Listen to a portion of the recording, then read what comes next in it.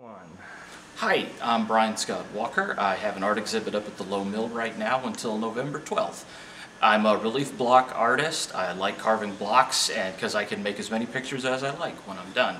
It's a really weird medium because you have to learn to think backwards. I think you can see that in almost all of my pieces.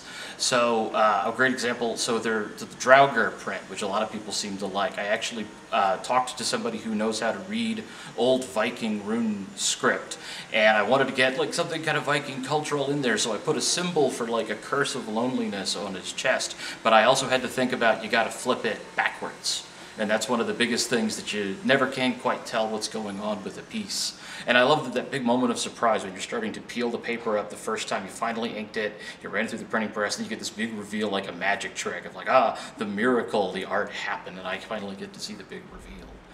I mostly do crazy monsters and creatures because when I was a little kid, the coolest thing I ever saw was I had an uncle who gave me a National Geographic magazine subscription, and there was a story about anglerfish, which are these insane, deep bottom of the ocean things with like a little flashlight in their head, and it absolutely looks like something out of an 8-year-old's nightmares. But to find out that it was real and that the earth could be so wild and mysterious, like here there be dragons, it just absolutely captured my imagination forever, and I just kept doodling and drawing it until hopefully I got good at it, and I just kept running with it. I really like the black and white look because you get this high contrast, so it seems like there's all these shadows kind of looming around the character, the creature. No matter what they're doing, it makes them feel more spooky and ominous. But you might have noticed there's a couple of them that have a more robust color scheme, and that one's just to make them really pop to life. I felt like a lot of this artwork, I kind of like to think of it as like having a fantasy kingdom, sort of like Lord of the Rings or a Dungeons and Dragons thing, and I'm just sort of filling in this mythology, like of how magic works and all the places on the map and what kind of crazy things lurk in the shadows for that fantasy world. So sometimes we have these really big heads that I kind of think of as the pantheon, the gods and demigods that kind of rule over this fantasy place. Some of the others are just creatures you might find sort of lurking around, or maybe just something, a big milestone outside of a big city in this fantasy world. Some of them are inspired by things you might find in the real world. The Draugr is a big part of Viking and Norse mythology, and some are just me playing around with like what would be crazy and epic metal, heavy metal over the top, like a really wild robot dragon. This is totally fine, but everybody thinks this is Tremors, and that's totally fine with me. Because the most important thing about my work is that it tells a story, and I think it's way more important the story that's in your imagination when you look at it. That overrules all the stuff that I had in my head. The moment that it becomes yours, it's your story now, and I hope you treasure it forever.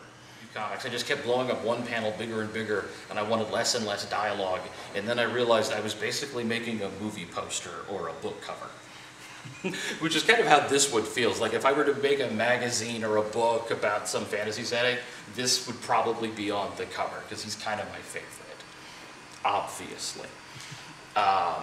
For this one, Cthulhu, it's such a well-known character, and I wanted to say something about it, but one of my favorite things is that it's this big, unknowable, chaotic monster, and yet 90% of the artwork of him all kind of looks really similar. It's always bat wings, it's always an octopus sitting on his shoulders, and that's his head. So I wanted to take it in a way that was familiar, like you'd know it was Cthulhu if you looked at him, but let's get some mandibles in there. Let's put the tentacles a little further out and just play with it and get more creative with what you can do with something that's supposed to be indescribably horrific.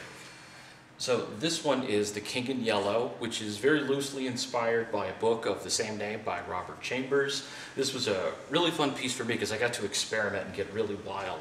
Most relief block prints, you would use one block of the same size for every color. So like there's a black block and there's a red block. But for this one, he's a much wilder figure that inspires a lot of madness and chaos in people who read about him.